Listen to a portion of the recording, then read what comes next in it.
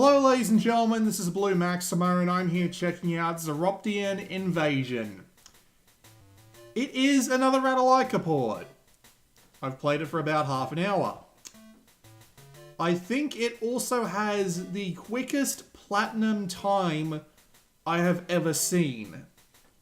Allow me to demonstrate. So if we scroll all the way down here, 37 minutes ago is when I first started playing. 35, 35, 34, 34, 34, 33, 33, 33, 20 there, 20 there again, and finally, Platinum Invasion, Platinum 20 minutes ago. So, 37 minus 20. 17 minutes. That's pretty much all this game is good for. Let's just play it. You can turn off the CRT effect, but I'm going to leave it on because the game looks even worse without it. You can also play it in tape mode, but only with the Vita rotated to the right. A little bit bizarre that they'd leave out the left, or whatever. So if you can't tell by looking at it, it is Space Invaders. It does have a couple of things over Space Invaders. That being that if I can actually hit the fucking UFO, because they are actually kind of hard to hit up there. But if you can actually hit the UFO, you can get one of 3 power-ups. One that lets you shoot twice, one that gives you an extra hit, and one that makes you move faster. Other than that though, the goal is exactly the same as in Space Invaders. Kill everything on the screen. There are a couple of enemies that will trip you up, and they are more than likely to get you killed, which is annoying because in this game you only get 2 chances. If you die twice, that's it, game over, continue. The upside is that continuing isn't actually too painful in this game, it only puts you back to the start of the... Fuck. It only puts you back to the start of the 3-stage part that you were just at. The only downside is that whenever you get shot, you lose whatever power-ups you were carrying. Except, of course, the shield. If you have the shield on at the time. You get shot with the shield, you just lose the shield. Each level is individual, but this also means that each level will be replayed over and over again if you end up dead.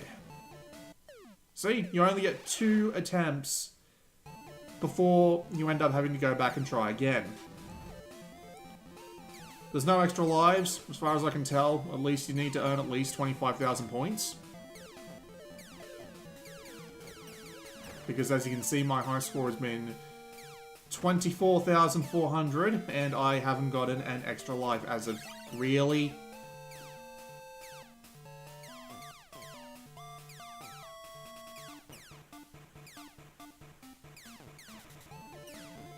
But yes, I haven't gotten an extra life in my entirety of playing this game.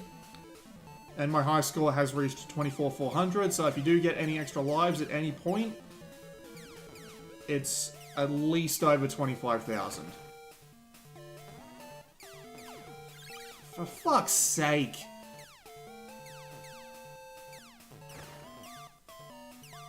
God, they're just really fucking obnoxious with the goddamn fire rate. Wasn't this bad when I was playing off camera, but this just makes the game worse. Especially since you can only fire 1 shot at a time, and enemy shots are more than capable of blocking your shots. And that shot went right by me, but I still died anyway. Because the collision boxes in this game, for you at least, are fucking garbage. I don't know how many levels the game has. It's got at least 5 groups of 3. With some... Well, I hesitate to call them bonus levels, but they're basically just levels where lines of dudes fly out and you try and kill them.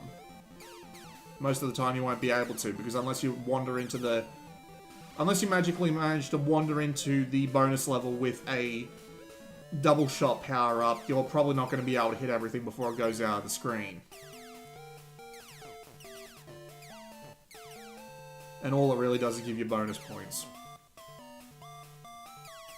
There are 15 levels, as I said. Most of them are like this.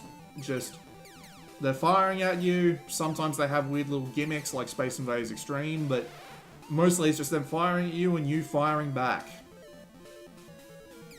It's incredibly dull after a short amount of time. If you collect a power-up that you already have, you just get points for it. Which is really annoying when you're trying to get a double shot power-up and you're getting the same fast movement power-up 3 or 4 times in a row, which in this game is a fair bit more likely to actually get you killed.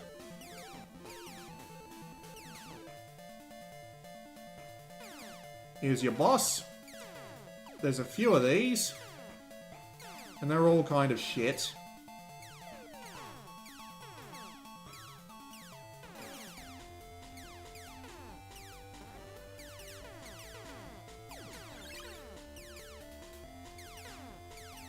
There's a few of these, and they're all kind of shit, mainly because, well, the store page calls them memorable, I just call them boring.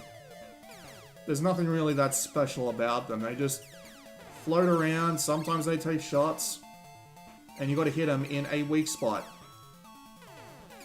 However, some bosses have temporary invincibility that you can't actually see. So you can only do damage to them at a certain time. There are also bosses that require you to hit them in a certain area, which is not obvious from the outset. So you basically just have to try and stay alive while trying to figure out exactly what their weak spots are. There is a high score table, but for whatever reason the game didn't actually let me input my high score because I continued instead of game overing. Because in this game the only way to get any further than one batch of stages at a time most of the time is to endlessly continue, learn the layout of the stages, and just try and be more competent overall.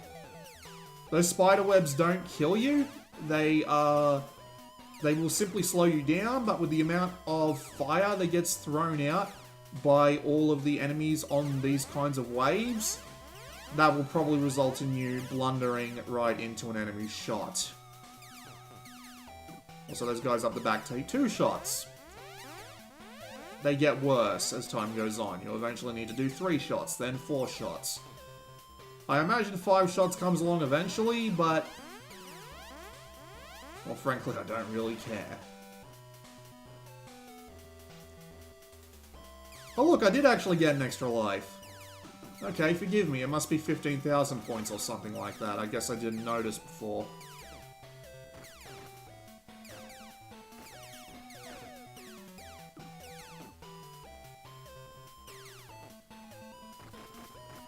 In my defense, can you blame me?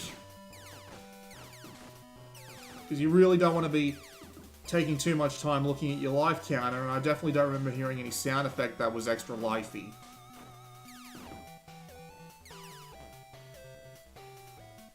Let's grab the power up, because why not? Wait for the goddamn environmental thing to finish again, because, yep.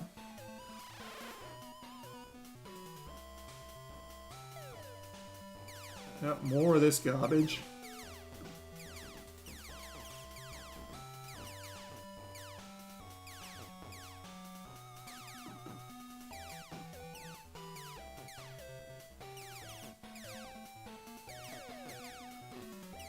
And there's a fast movement power up, but again, already got it. And here comes the level 2 boss. This boss is really annoying because it fires out those red spheres that don't actually follow any sort of bouncing logic, so they have this annoying tendency to come down and bounce in the exact opposite direction of the way you expect them to go. And if you shoot them, they will just immediately respawn. Like, you'll barely get a second or 2 without them, so frankly, it's not even worth the effort. Really, you just want to try and stay alive for as long as possible, dodge, and shoot the thing right in the arse.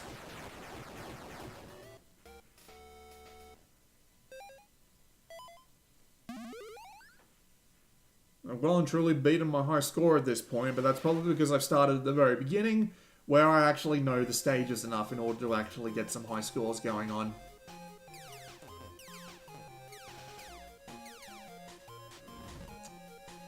See what I mean about how fast these bastards move? And since now I'm down back to one shot, there's no point even trying. I just need to try and avoid their fire.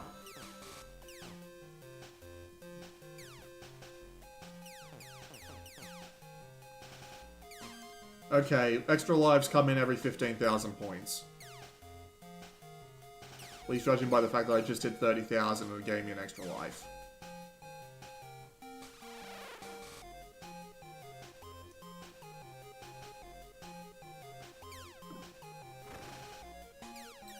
I'll give him at least a little credit for introducing a bunch of extra gimmicks in this one. You got the enemies that can reflect one bullet back at you, so you have to shoot them and take on your own fire before it'll actually... shit. Before it'll actually let you take the killing shot.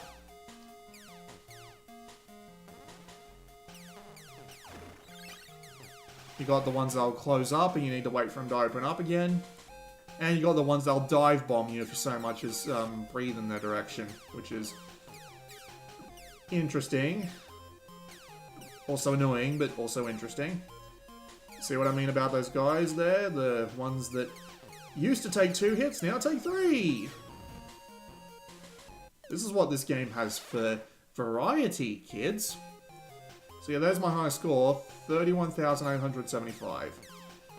We'll see if we can beat the 3rd boss, but honestly, I came in with the best sort of supplies imaginable, and I still couldn't get even close to the boss, so... it would probably just... fuck me. The collision mask on this bloody ship is way too big. It's not... that one was my fault. But yeah, the collision mask on this ship is way too big. There are plenty of opportunities for you to get hit by something that wasn't even touching you at the time, and it's frustrating as hell. Also, what game only gives you 2 chances?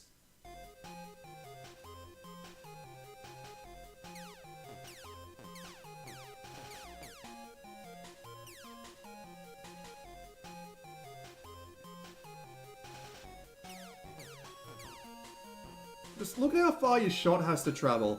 It means that you have to wait a stupid long time if you miss to actually get an opportunity to take another shot. It wouldn't be so bad if it was like 2 or 3 shots, but no, it's 1 shot up an incredibly tall screen. Like, ridiculously tall.